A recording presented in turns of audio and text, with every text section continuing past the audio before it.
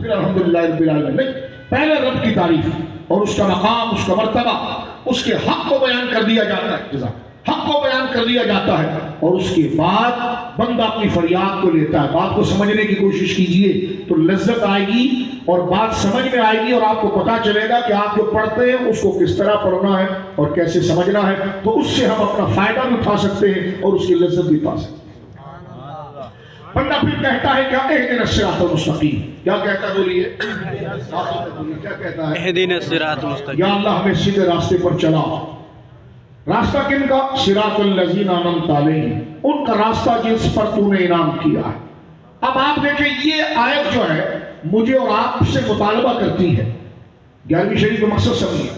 یہ آیت مطالبہ کرتی ہے کہ تم نے رب سے سیدھا راستہ تو مانگا ہے، لیکن سیدھے راستہ کیسا ہوگا، اس کا انٹروڈکشن کیسا ہوگا، اس کی پہچان کیا ہوگی. بس سیدھا راستہ کیا ہوتا ہے؟ جو سیدھا سیدھا روڈ بنا ہوتا ہے. فرمایا جب رب سے مانگ رہے ہو سیدھا راستہ تو رب سے پوچھو کہ وہ سیدھا راستہ کس کو کہتا ہے. رب کے نظر میں، رب کی قدرت کی نظر میں سیدھا راستہ کیا ہے؟ اب بندہ کوئی کہے سیدھا راستہ، تو سیدھا راستہ کیا ہے؟ تو رب فرماتا ہے مجھ سے جو سیدھا راستہ ہے وہ مانگو. سیدھا راستہ دراصل میرے ان بندوں کا راستہ ہے جن پر میں نے انعام کیا. دیکھیں درجہ بدرجہ.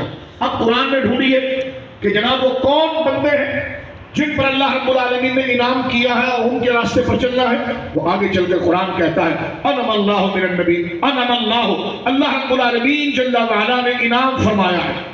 اللہ رب العالمین جل وعلا انعام فرماتا ہے اور اجر عطا فرماتا ہے. کن کو؟ من النبیین والصدیقین والشہداء والصالحین.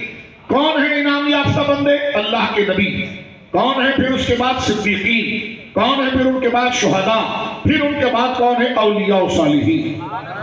اب یہ سب باتوں کو جمع کر لیجئے تو یہ بات یہاں پر آ گئی کہ ہم اللہ سے ملنے کے لیے ان کا راستہ مانگتے ہیں کہ جو اللہ والے ہیں. تو اگر ان کو جانیں گے نہیں، ان کی علامت نہیں جانیں گے، ان کی پہچان نہیں جانیں گے، ان کو کبھی یاد نہیں کریں گے، ان کا کبھی معاملہ سمجھیں گے نہیں، تو ان کے قریب کیسے ہوں گے؟ تو 11ویں شریف دراصل ان کے تعارف، ان کے انٹروڈکشن، ان کا نام ہے تاکہ ہم شیطان کے کسی کارکن یا کارندے کے ہاتھ کا شکار نہ ہو جائیں، بلکہ اللہ کی طرف لے جانے والے محبوب بندوں کو سمجھ لیں اور ان کے پیچھے لگ کر اللہ والے بن جائے.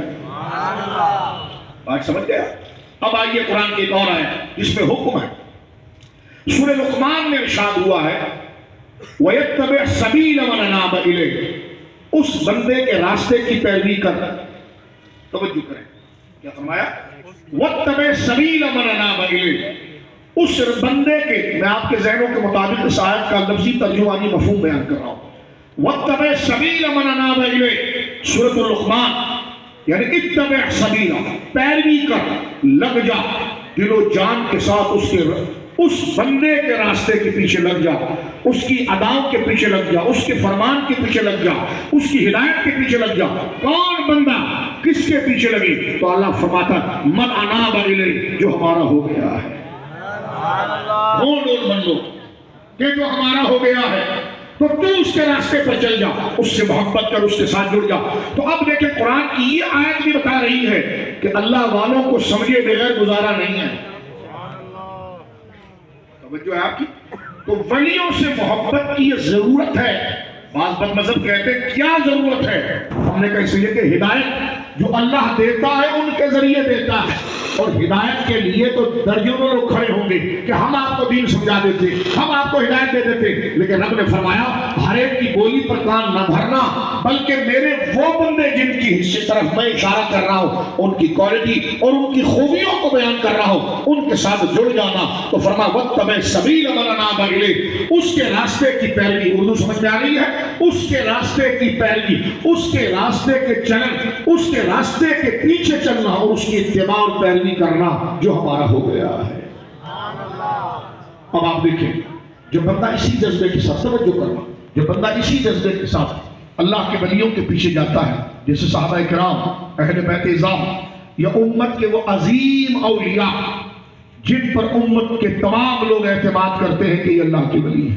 سبحان اللہ، یہ اللہ کے ولی ہیں. جیسے اپنے دور کے اندر تابعین، تابعین کے دور کے بعد 470 ہجری میں پیدا ہونے والی شخصیت حضرت غوث اعظم کی ہے. آج اگر آپ دیکھیے دنیا کی اکثریت یہ الگ بات ہے کہ کوئی نہ مانے تو اپنے باپ کو نہ مانے تو ہم اس کو منوا تو نہیں سکتے، لیکن ہم علم و استدلال کی بات کر رہے ہیں۔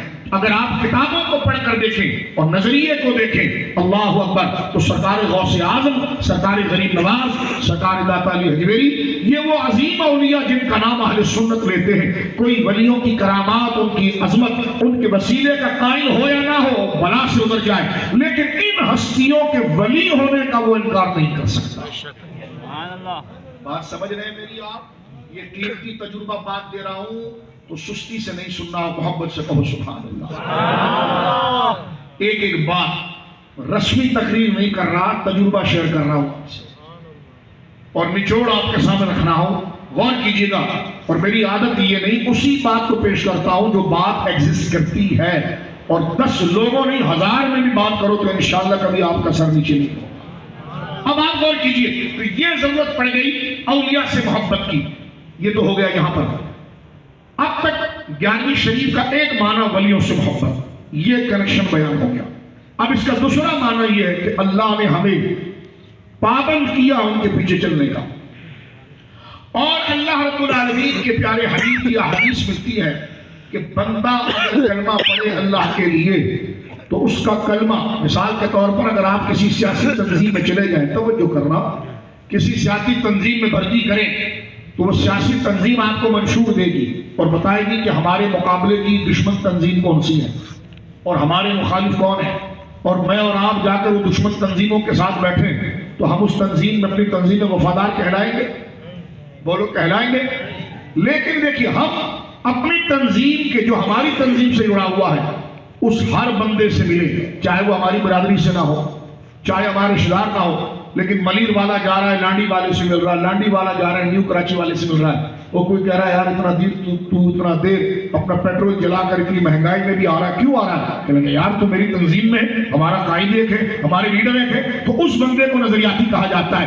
یہی حکم حدیث کے اندر ہے، اللہ فرماتا ہے اگر تم میرے بندے ہو تو تم پھر کسی سے بھی ملاقات کرو تو میری محبت کی وجہ سے کرو۔ بات سمجھ میں آ گئی؟ اب آپ یہاں سے بغداد شریف جا رہے ہیں، انہوں نے کہا جی آپ نے 5 لاکھ روپے خرچ کر دیا۔ لاہور شریف جا رہے ہیں حضرت داتا صاحب کی طرف، وہ کہنے لگے جی آپ نے 1000 روپے خرچ کر دیا۔ ہم نے کہا تجھے یاری وفا لگی نہیں تو تم اپنا علاج کرا۔ آپ پاک پتن شریف جا رہے ہیں، حضرت سرکار عبداللہ شاہ غازی کی مزار پر جا رہے ہیں، اپنا پیٹرول جلا کر جا رہے ہیں۔ توجہ ہے، ابھی میں نے سیاسی سیٹ اپ آپ کو بتایا، تو اگر آپ کو وہاں کوئی پوچھے یار پیٹرول تو اتنا مہنگا ہو گیا، اتنی تنخواہ بھی اتنی نہیں ہے، اور تو یہاں سے موٹر سائیکل چلا کر جناب جو ہے عبداللہ شاہ غازی سرکار منگو پیر رحمۃ اللہ علیہ، ان اکابر اولیاء حضرت اللہ شہباز قلندر، ان اولیاء کے پاس جا رہا ہے، تو یہاں آیا کیوں ہے؟ تو وہ کہے گا، پہلے وہ مسلمان جو آیا ہے نا زیارت کے لیے پوچھے گا بھائی تم ہندو ہو مسلمان ہو؟ تو وہ کہے گا جی میں بھی مسلمان ہوں۔ تو کہا تجھے نہیں پتا کہ مسلمانوں کا رشتہ ان کے ساتھ کیا ہے؟ یہ اللہ کے دوست ہیں اس لیے ہمارے دوست ہیں، یہ اللہ کے محبوب ہے اس لیے ہمارے محبوب ہے۔ اگر وہ آگے سے پوچھو اس سے کیا ہوتا ہے، کہ اس سے بندے کا نسلی اور وفادار ہونا پتا چلتا ہے۔ بات سمجھ میں آ گئی؟ ٹھیک ہے، اب آگے چلیں، کیونکہ یہ قرآن و سنت کا نچوڑ اور نتیجہ میں آتا ہے۔ قرآن و سنت پڑھ تو ہم لیتے ہیں لیکن نتیجے تک نہیں جاتے ہیں، اللہ ہمیں اس نتیجے تک رسائی عطا فرمائے، ایکسس عطا فرمائے۔ تو اب آپ دیکھیے، تو ولیوں سے محبت کا مطلب یہ ہے کہ اسلام کی تنظیم کے نظریاتی بندے محبت بھی اسی سے کریں گے جو اللہ سے محبت کرتا ہے، اور دشمنی بھی اس سے کریں گے جس سے اللہ دشمنی کرتا ہے۔ آپ حسین پاک سے محبت کرتے ہیں اور یزید پلیس سے نفرت کرتے ہیں، تو یزید نے کیا آپ نے کوئی بھینس لے کر بھاگا، کوئی آپ کے گھر پہ قبضہ کیا یا سندھ گورنمنٹ میں آ کر اس نے کوئی چائنا فٹنگ کی تھی؟ نہیں، ایسا کچھ نہیں، ظاہری چیز تو کچھ بھی نہیں۔ تو پھر کیا وجہ ہے؟ اس لیے کہ اس نے وہ کام کیے جس سے اللہ ناراض ہوتا ہے، اور حسین ابن علی نے وہ کام کیے جس سے خدا خوش ہوتا ہے۔ تو لہذا حسین سے محبت ہمارا کسی اور مقصد سے نہیں، امام علی مقام سے محبت کا مقصد اللہ کی محبت ہے، اور یزید سے ہماری نفرت کچھ اور نہیں کہ اس نے ہمیں پتھر مارا، یہ ہمارے بچے کو گولی ماری، یہ ہمیں کوئی نقصان دیا، یہ ہمیں نوکری سے نکال دیا. نہیں، اس نے وہ غلط کام کیے ہیں جو اللہ کو ناراض کرتے ہیں. اور ایک وفادار تنظیم وہ ہوتا ہے کہ جو اپنے لیڈر کو دیکھ کر چلتا ہے. بلا تشبیہ سمجھانے کے لیے عرض کر رہا ہوں. تو دشمنوں سے، شیاطین سے، بد مذہبوں سے نفرت اس لیے ہے کہ اللہ ان سے نفرت کرتا ہے، اور اللہ کے ولیوں سے پیار اس لیے ہے کہ اللہ ان سے پیار کرتا ہے.